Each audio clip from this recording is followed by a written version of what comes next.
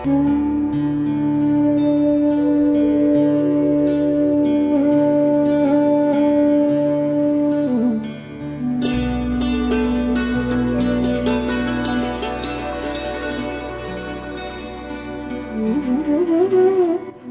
में राजा रामचंद्र का एक ऐसा मंदिर है जहां राम की पूजा भगवान के तौर पर नहीं बल्कि राजा के रूप में की जाती है। अब राजा राम हैं तो उन्हें सिपाही सलामी भी देते हैं। हम बात कर रहे हैं मध्य प्रदेश के निवाड़ी जिले में स्थित ओरछा के राजा राम मंदिर की।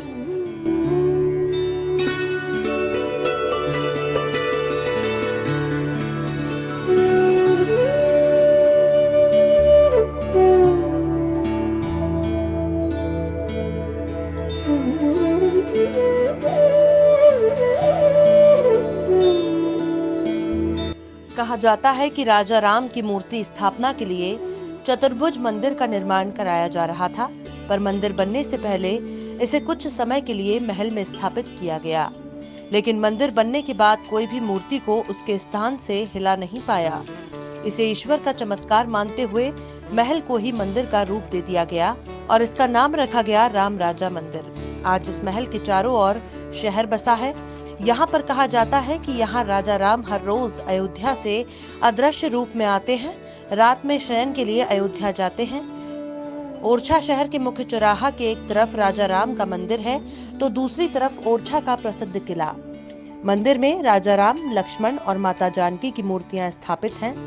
इनका श्रृंगार अद्भुत होता है। मंदिर का प्रांगण काफी विशाल है। चूंकि ये राजा का मंदिर है, इसलिए इसके खुलने और बंद होने का समय भी तय है।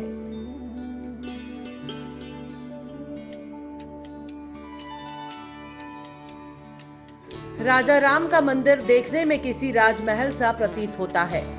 मंदिर की वास्तुकला बुंदेला स्थापत्य का सुंदर नमूना नजर आता है।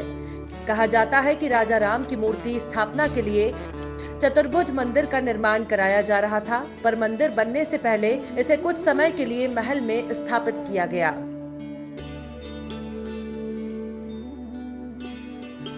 सुबह में मंदिर 9 बजे से दोपहर 1 बजे तक आम लोगों के दर्शन के लिए खुलता है। इसके बाद शाम को मंदिर 7 बजे दोबारा खुलता है। रात को 10:30 बजे राजा शयन के लिए चले जाते हैं। मंदिर में प्रातःकालीन और सायकालीन आरती होती है, जिसे आप देख सकते हैं। देश में अयोध्या के कनक मंदिर के बाद ये राम का दूसरा भव्य मंदिर है। मंदिर परिसर में फोटोग्राफी निषेध है। मंदिर का प्रबंधन मध्य प्रदेश शासन के हवाले है, पर लोकतांत्रिक सरकार भी ओरछा में राजा राम की हुकूमत को सलाम करती है। यहाँ पर लोग राजा राम के डर से रिश्वत नहीं लेते, भ्रष्टाचार से डरते हैं। जो रिश्वत लेते हैं उनका अंत में परिणाम बहुत ही दुखद होता है। राजा राम मंदिर में रामनवमी बड़ा त्योहार होता है। बेल्ट लगाकर नहीं जा सकते। आप राजा राम के मंदिर के अंदर बेल्ट लगाकर नहीं जा सकते हैं। इसके पीछे बड़ा रोचक तर्क ये दिया जाता है कि राजा के दरबार में कमर कसकर नहीं जाया जा सकता है। यहाँ सिर्फ राजा राम की सेवा में तैनात सिपाही ही कमरबंद लगा सकते हैं। कहा जाता है कि संवत 1600 में तत्कालीन बुंदेला शासक महाराजा मधुकर शाह की पत्नी महारानी कुंवरी गणेश राजा राम को अयोध्या से ओरछा लाई थी। एक दिन ओरछा नरेश मधुकर शाह ने अपनी पत्नी गणेश कुंवरी से कृष्ण उपासना के इरादे से वृंदावन चलने को कहा, लेकिन रानी तो राम की भक्त थी। उन्होंने वृंदावन जाने से मना कर दिया। गुस्से में आकर राजा ने उनसे ये कहा कि तुम इतनी राम भक्त हो तो जाकर अपने राम को ओरछा ले आओ। रानी ने अयोध्या पहुंचकर सरयू नदी के किनारे लक्ष्मण किले के पास अपनी कुटी बनाकर साधना आरंभ की। इन्हीं दिनों संत शिरोमणि तुलसीदास भी अयोध्या में साधनारत थे।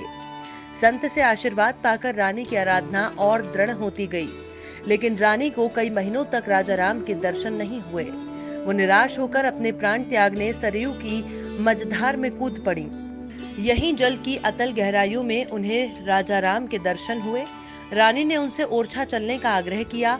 उस समय मर्यादा पुरुषोत्तम श्री राम ने शर्त रखी थी कि वे ओरछा तभी जाएंगे जब इलाके में उन्हीं की सत्ता रहे और राजाशाही पूरी तरह से खत्म हो जाए। तब महाराजा शाह ने ओरछा में रामराज की स्थापना की थी, जो आज भी कायम है।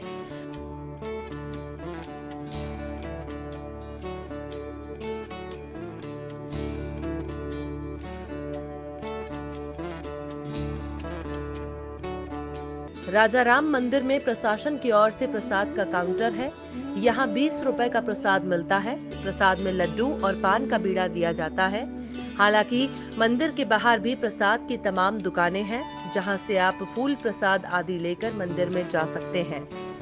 इसके अलावा महारानी की कहानी के मुताबिक उनकी तपस्या के कारण राजा राम अयोध्या से ओरछा चले आए थे, पर स्थानीय बुद्धिजीवी मानते हैं कि बाबर के आदेश पर अयोध्या में राम मंदिर तोड़े जाने के बाद अयोध्या के बाकी मंदिरों की सुरक्षा का सवाल उठने लगा।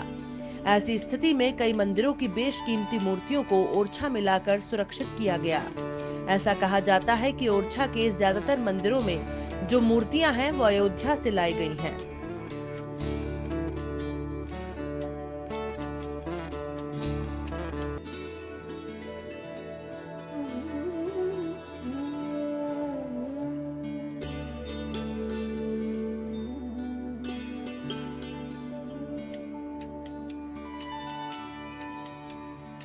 ओरछा में राम राजा मंदिर के बाद दतिया से 17 किलोमीटर दूर हम यहाँ पहुंचे हैं बालाजी मंदिर पर।